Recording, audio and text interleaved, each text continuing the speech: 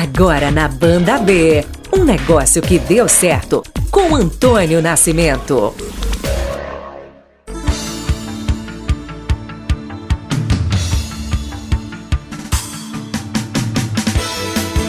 Muito boa tarde a você, meu amigo, a você, minha amiga, ligados aqui na Banda B. Você que até agora esteve ouvindo aí a turma do rádio aqui na Banda B. Estamos chegando com mais um negócio que deu certo. E hoje está conosco aqui nos estúdios uma pessoa muito querida, né? Aliás, é a terceira geração dessa família, né? Que eu gosto tanto, a família Salmen. Né, lá desde o saudoso Fauzi Salmen, né, delegado de polícia. Depois conheci o Dr. Nasser Salmen, né, sobrinho do Fauzi, e gosto muito dos filhos do Fauzi também, né, do Camil, do Cristiano.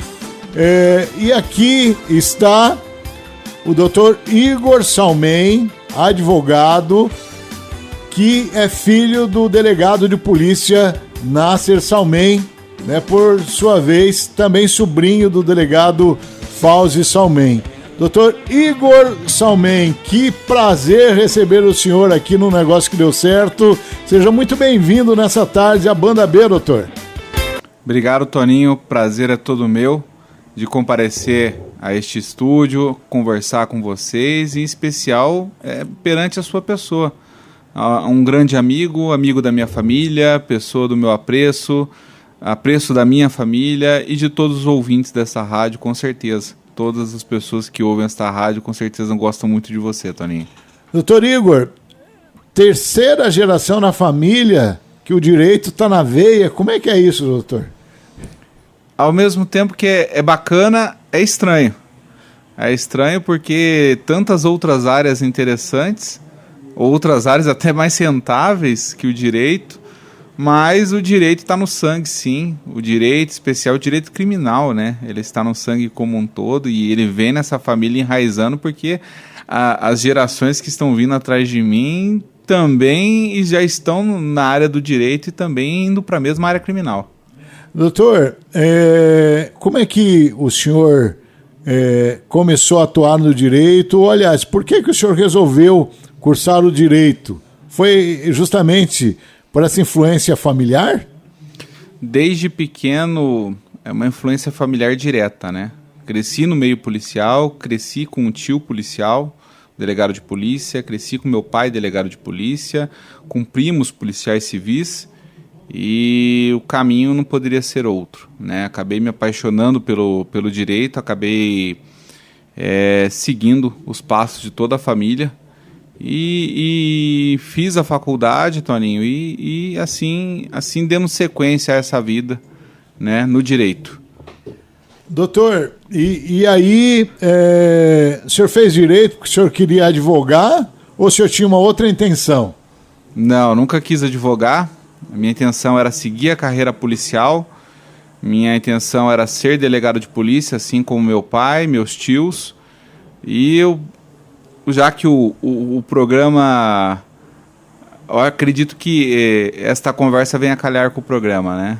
A advocacia foi uma profissão que deu certo na minha vida. Então a advocacia é uma profissão que deu certo, ela é uma profissão que hoje eu colho frutos na minha carreira, na minha vida, graças à advocacia, Toninho.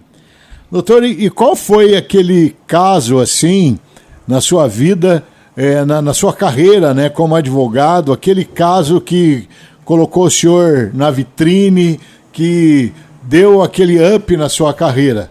Se me permite, Toninho, passar até para os leitores, contar para eles como é que eu cheguei na advocacia, antes de contar este caso emblemático que você também acompanhou de perto, que fez a grande virada da minha vida. Eu nunca pensei em advogar.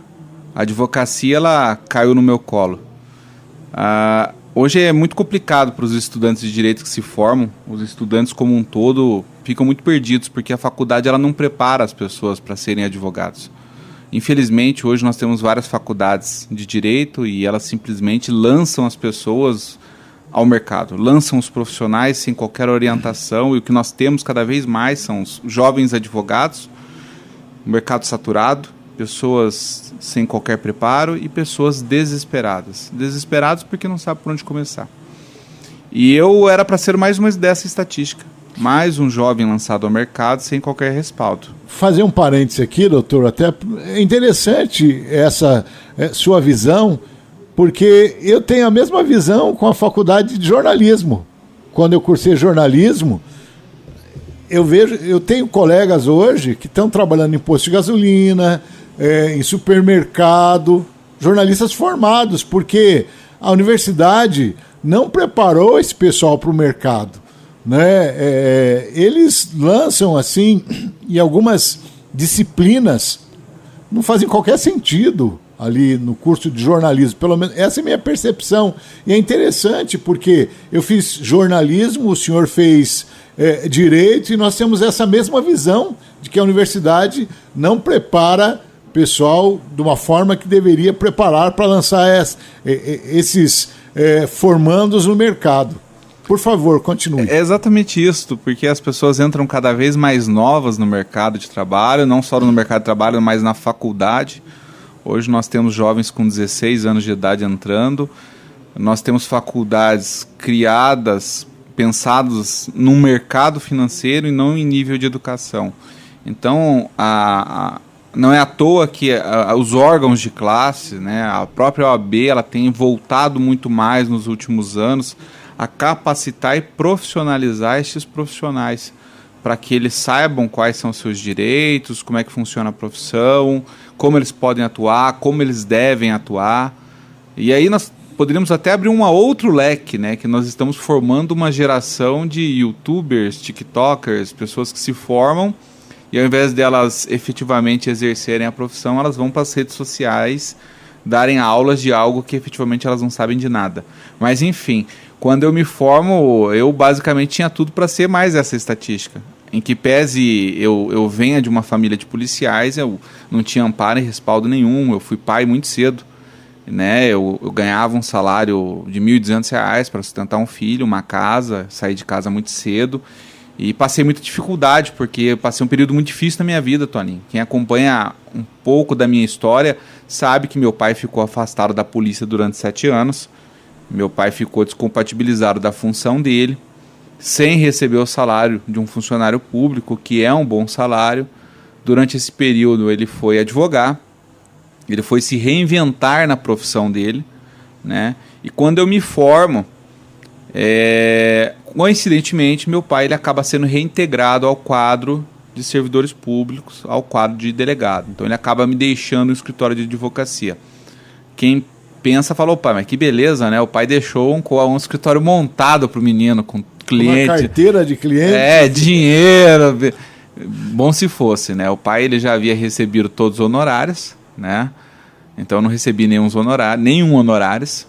O que eu recebi foi uma estrutura, era uma estrutura simples, nunca foi uma estrutura luxuosa. Meu pai sempre foi uma pessoa muito simples, era uma estrutura simples, uma estrutura suficiente para atender ali na Galeria Tijucas. Quem conhece o edifício Tijucas aqui de Curitiba sabe que é um edifício simples, era uma salinha pequena. E eu aproveitei aquela cartela de clientes que ele tinha e fiz daquilo uma limonada, né? Chamava os clientes para tomar café comigo, me apresentei e fui utilizando aquela estrutura que ele tinha e aqueles clientes que já tinham passado no escritório para fazer a minha advocacia girar, né? E fui fazendo isto, né? E graças a este boca a boca, este trabalho de formiguinha, acaba caindo o caso Rosaira, né? O caso Rosaira ele cai no meu colo, graças a cursos profissionalizantes que nós fazemos. Para quem não sabe, quem me indicou o caso Rosaira foi o Dr. Elias Matarassade, um grande advogado também, mas porque naquela época eu já me interessava muito pelo direito, fazia cursos, estudava, era estudioso, e na época ele estava na praia, estava de férias com a família, com as filhas, não podia atender, e eu sempre estava estudando muito, sempre me dedicando. Ele falou, garoto, você não quer atender um caso? Eu acho que você é um menino que pode despontar num caso bacana. Só não sei se a família tem dinheiro, você tem interesse em atender. Eu falei, vou atender, doutor, estou sem fazer nada final de ano. Só que ninguém imaginava, acredito que nem o doutor Elias, que o caso fosse tomar a repercussão que ele tomou, em razão da gravidade do crime, né? O caso Rosaira, só para situar o ouvinte, doutor, era uma copeira que estava ali no centro cívico, numa festa de fim de ano da empresa, né? E ao lado morava uma policial, Cátia Regina das Graças Belo, é isso, né? Por favor, doutor. Isso mesmo, e ela incomodada com o barulho da festa de final de ano, eram funcionárias de um hospital ali da região, elas estavam numa confraternização, a festa já havia se encerrado, eles estavam indo embora, tanto que a minha cliente estava com uma sacola na mão, estava se despedindo do pessoal, ela incomodada, ela irritada. Na época ela alegou que ela estava de TPM, por isso que ela efetuou o disparo com uma arma de fogo. Da janela da casa dela, ela disparou em direção à festa. Da janela da casa dela dava para ver nitidamente que havia uma festa do outro lado, então ela faz o disparo com a intenção de cessar o barulho.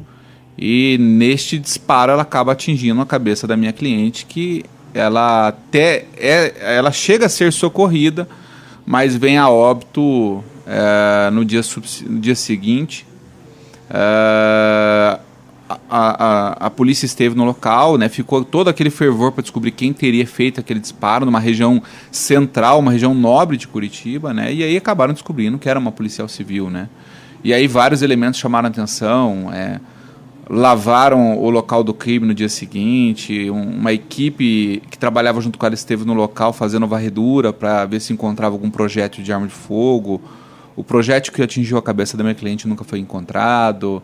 Enfim, outras dúvidas pairaram o caso. E o importante é que todo o trabalho árduo, né, em que pese a minha pouca idade na época, a gente fez traçou uma estratégia, um foco, o que nós queríamos naquele momento. E nós conseguimos que o Estado do Paraná indenizasse a família. O Estado acabou sendo condenado em R$100 mil, né? Já há uma condenação, ela foi exonerada, conseguimos a demissão dela.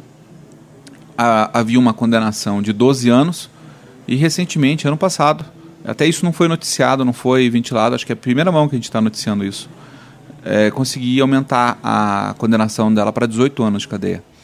Não só conseguimos aumentar a condenação, como mudamos o entendimento do Brasil inteiro em relação ao dolo eventual.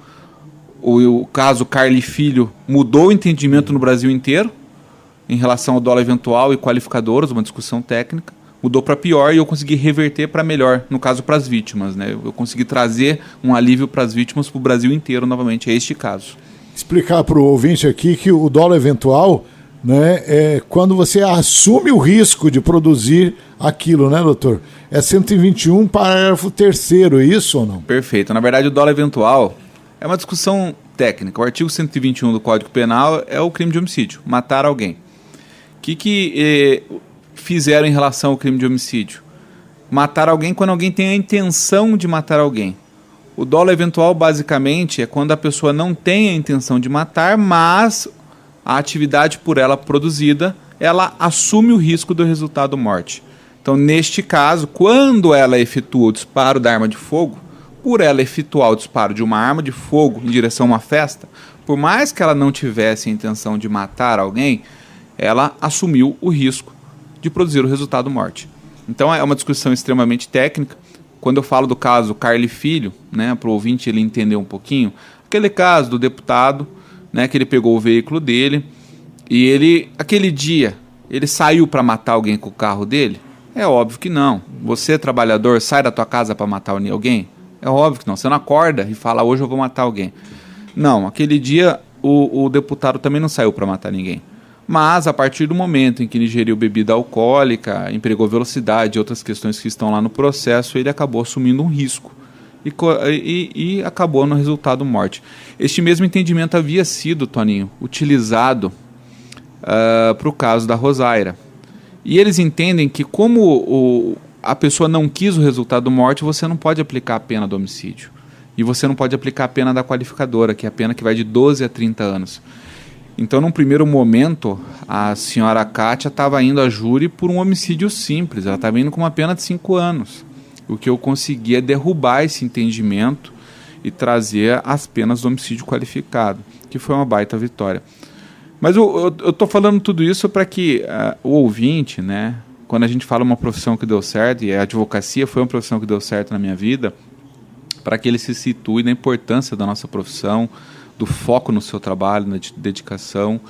E esse foi um caso, né, Toninho? Tiveram outros casos interessantes que vieram em seu ato subsequente. Antes da gente ir para os próximos casos, só gostaria, já que o senhor falou do dolo eventual aqui, gostaria, e do Carli Filho, que foi um acidente de trânsito, eu gostaria de fazer aqui uma justiça para uma pessoa que eu admirava muito, né? E assim, deixou um legado enorme, o desembargador Otávio César Valeixo. Porque o doutor Otávio César Valeixo, que morava aqui na região do Ugulang, aqui no Alto do Itupava ali, pai do delegado Maurício Valeixo, que foi superintendente-geral da Polícia Federal no país, foi superintendente aqui no Paraná, foi diretor, melhor dizendo, da Polícia Federal, o desembargador Otávio César Valeixo, quando ele era juiz da 2ª Vara de Delitos de Trânsito, lá nos anos 80, 82, 84, por aí, 84, 85, por aí, ele foi o primeiro juiz no país a aplicar o dolo eventual num caso de acidente de trânsito. A jurisprudência foi criada em cima de uma decisão do Dr. Otávio César Valeixo, no acidente de trânsito aqui, próximo ao passeio público aqui. Então, só para fazer esse adendo aqui, né, e eu lembrei do grande magistrado Otávio César Valeixo, que deixa tanta saudade na gente. Posto isso, doutor Igor, estou conversando aqui num negócio que deu certo nesse sábado com o advogado Igor Salmen, né? Doutor, e depois do caso Rosaira, que aliás era uma copeira humilde, morava em Almirante Tamandaré, deixou esposo, filho. E aí, as portas no direito se abriram para o senhor? Como é que foi? Abriram muito, abriu um leque. Nesta época, apesar da pouca idade, não se falava muito dessa figura do advogado, assistente de acusação, esses advogados que hoje em dia ocupam um espaço na mídia, sempre falando em favor das vítimas. Até então não havia isto, né? Na época, isso até então era um pouco inédito. Na sequência vem o caso Daniela. Daniela, um caso que tomou repercussão, uma menina de fazenda Rio Grande. Vizinhos ligam para a polícia mais de 8 vezes clamando por socorro porque ela estava sendo agredida pelo marido, ela estava pedindo socorro e apesar dela ter sofrido mais de 3 horas na mão do ex-companheiro até vir a óbito, a polícia não compareceu no local. Apesar das inúmeras ligações, a polícia não chegou até o local e infelizmente ela acabou falecendo. O caso Daniela, ele chama atenção e chamou atenção pela gravidade. O local, as equipes de jornalismo tiveram acesso à cena do crime, era uma cena de horror, uma cena de guerra. A filha do casal, de 2 anos, 3 anos de idade, viu tudo, viu a mãe ser morta. E o mais legal, né, disso tudo teve uma lição e a atuação da defesa foi muito bacana, Toninho. Antigamente, violência contra a mulher não era prioridade no nosso estado. Quando uma mulher ligava pedindo socorro e era um caso de violência doméstica, ele caía lá no final da fila. Porque até um caso de perturbação de sossego, som alto, ele tinha mais preferência na URA da Polícia Militar, no sistema de atendimento 190 do Copom. Graças ao caso Daniela, nós conseguimos mudar esse entendimento. O estado do Paraná hoje é referência no atendimento. Caiu um caso de ligação de violência doméstica, ele é prioridade no estado. Então isso foi uma conquista nossa, uma conquista histórica. O estado do Paraná é pioneiro nisso. Então mulher ela é valorizada em atendimento 190 no Paraná. O marido da Daniela, ele matou e depois fugiu, acho que por ser cercado onde moravam os pais, né, doutor? Fugiu, ligou para a mãe, né, dizendo que havia matado a Daniela. Tentou empreender fuga, né, foi localizado pela polícia. E, enfim, é um caso estarrecedor, né? Além desse caso, tiveram outros tantos que foram passando, né? O direito ele possibilita que você atue não só pela vítima, mas também em defesa, né? Sim. Atuei também em defesa no caso do Onildo do Posto, né? Onildo de Córdova II. Eu atuei no caso do executor, na defesa do executor, para as pessoas verem que a advocacia ela não é só... Pô, mas esse advogado só advoga para casinho bom, assim, caso só para vítima. De fato, eu cresci na minha profissão só pelas vítimas e hoje o foco da minha carreira 90% é vítima. o Onildo de Córdova II é o caso daquele proprietário de uma rede de postos aqui em Curitiba, que foi acusado de ser o mandante do crime da morte do Fabrício, né? Aquele fiscal que foi assassinado quando chegava em casa ali no Capão da Embuia, próximo ao Campo do Pinheirão ali, né, doutor? Num domingo à noite. Perfeito. Eu advoguei para o executor, neste caso, né, o suposto executor. Além deste caso, tivemos outros casos, né? E recentemente eu estou advogando pela vítima, pela família da vítima, no caso do policial federal, do senhor Ronaldo Massuia, né? Foi uma tragédia sem precedentes. O que esse cara fez, a gente não tinha visto no estado do Paraná há muito tempo, né? Ele entra num posto completamente embriagado. Na 7 de setembro, lá no posto 40, no posto Pelanda, lá em cima. Para quem não acompanhou este caso, ele entra completamente embriagado no posto, depois de ter passado a noite bebendo na Avenida Iguaçu, em outro bar que tem na região. A namorada foi buscá-lo, ela estava dirigindo uma viatura da Polícia Federal. Perfeito, dirigindo uma viatura da Polícia Federal, ele totalmente embriagado, entra num posto, sem juízo de razão, briga com pessoas que estão na fila do caixa, sai da loja de conveniência e volta descarregando uma pistola Glock 9mm, né, para quem não conhece calibre, é um dos calibres mais letais que existe, é o 9mm, ele descarrega contra todas as pessoas praticamente que estão na loja de conveniência. É um caso também, um terror sem precedentes. Enfim, fora esses, né, Toninho, só para que as pessoas tenham um norte na advocacia. Não basta você querer advogar. A OAB ela é uma mãe, ela abre as portas também. Ela possui comissões temáticas. Hoje eu sou presidente da Comissão de Defesa das Prerrogativas Profissionais, que é a comissão da OAB que zela pela classe como um todo, pela valorização da profissão. Então, sempre que um advogado é preso, sou eu que vou acompanhar a prisão dele. Sempre que tem uma operação pela manhã, GAECO, Polícia Federal, qualquer autoridade, sou eu que entro na casa do advogado no primeiro horário da manhã para fazer a prisão do advogado, mas sempre buscando a legalidade para que o advogado tenha a sua profissão respeitada. Então, se quem está ouvindo, está terminando a faculdade, não sabe por onde começar, Toninho, e quer fazer da advocacia uma profissão, procure a OAB. Vai lá, Comissão da Advocacia Iniciante. Eu comecei pela Comissão da Advocacia Iniciante. Desenvolva um projeto bacana, mostre trabalho, vai crescendo, porque a própria OAB ela te traz um retorno. Então, as pessoas que não sabem por onde começar, comecem pela OAB. Pelas comissões temáticas. Hoje o processo seletivo para você entrar numa comissão temática é bem legal. Antigamente era indicação. Se me permite, eu não sei como é que está nosso tempo, eu gostaria de comentar só da indicação. Falar, doutor, pode falar. Antigamente era só indicação, sabe, Toninho? Você tinha que ser indicado. Hoje não, hoje o processo é democrático. Se você quer participar de uma comissão, você se inscreve nela. Basta que você esteja com a unidade em dia, não responda a nenhum processo criminal, nenhum processo administrativo. Você pode participar de qualquer comissão. Então, as pessoas... E aí vai pela capacidade. E pela boa vontade. Tá? Mas deixa eu te contar a última questão. Não quero tomar mais o tempo dos ouvintes também. Não, doutor, fique à vontade. A gente tem tempo ainda. Um caso que marcou minha carreira foi antes mesmo do caso Rosaire. Esse caso, ele fez meu direcionamento da minha carreira. Operação Alexandria. Para quem não conhece a Operação Alexandria... é a maior operação contra uma rede de faccionados do estado do Paraná. Foi deflagrada pelo COP, né, Centro de Operações Policiais Especiais, e ela prendeu 800 membros faccionados do PCC. Né? Dessa operação, na época, eu advoguei para os 2 advogados do PCC. Os 2 advogados do PCC me procuraram. Primeiro me procurou um advogado do PCC, foi preso porque estava advogando para o PCC. As autoridades entendiam que eles não poderiam advogar para o PCC porque eles estariam advogando para uma organização criminosa e eles estariam pertencendo à organização criminosa.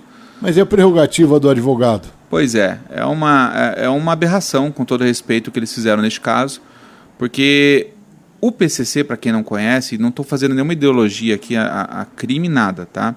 Ele tem uma estrutura interna, como toda organização criminosa possui uma divisão interna.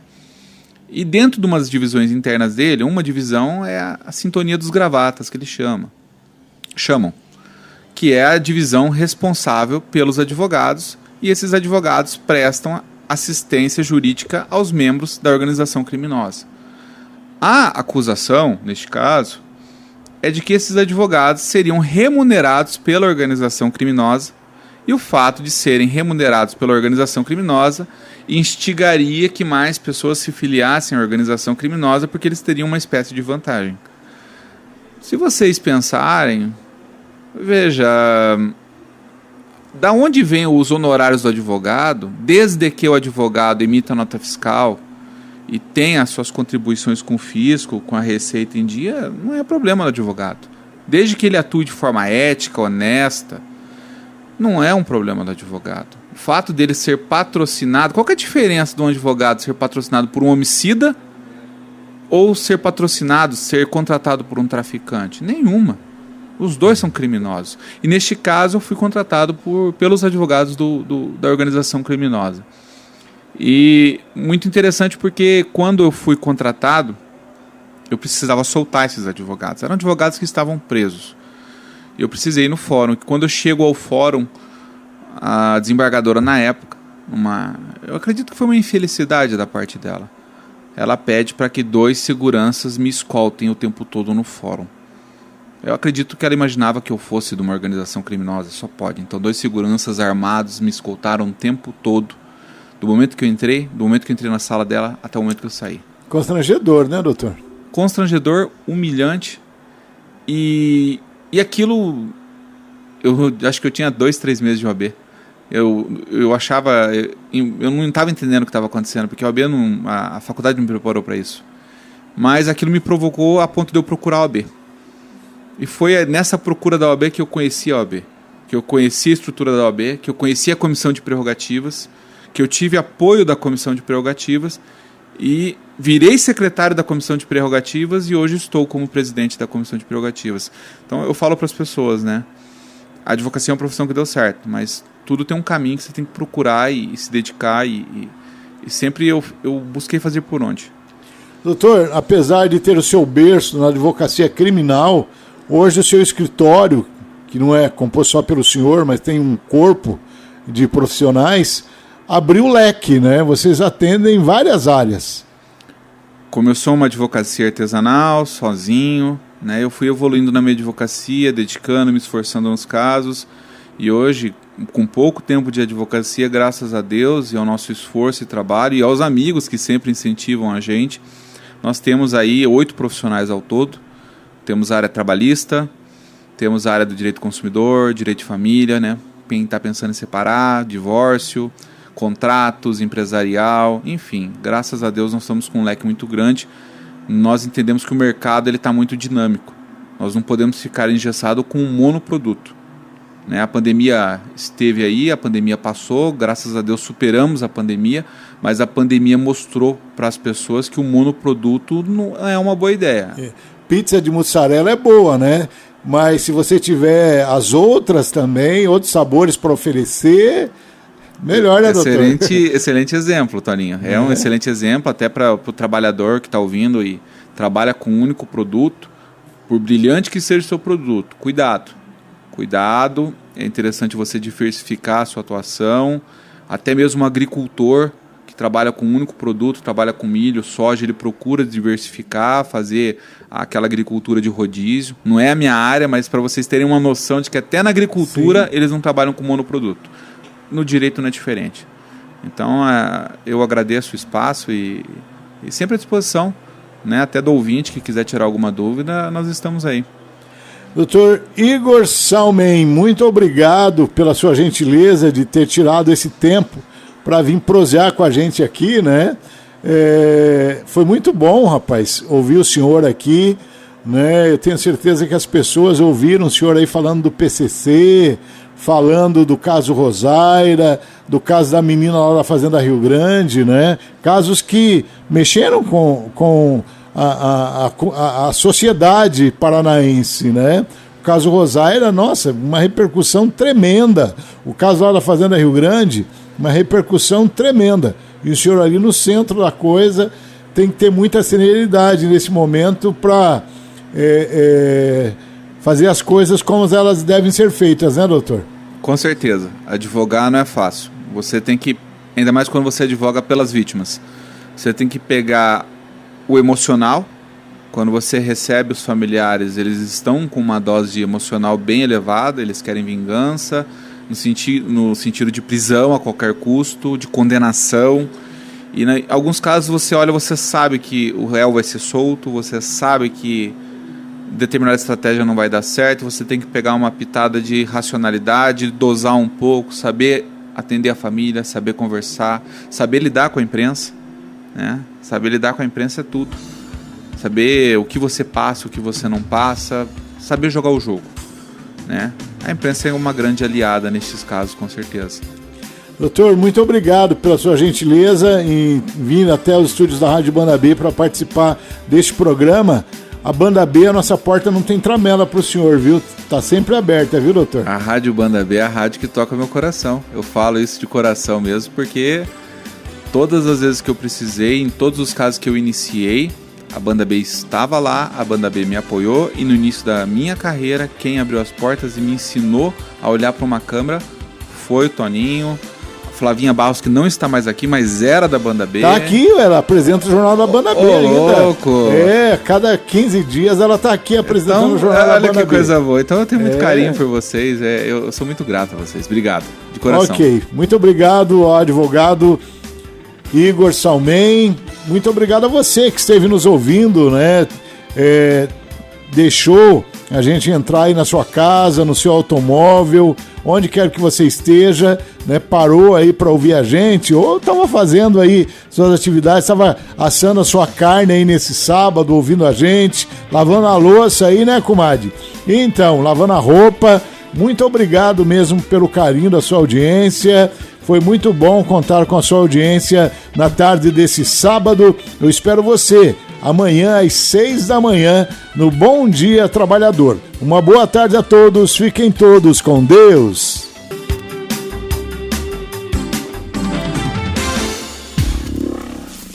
A Banda B apresentou Um Negócio que Deu Certo com Antônio Nascimento. Até o próximo sábado.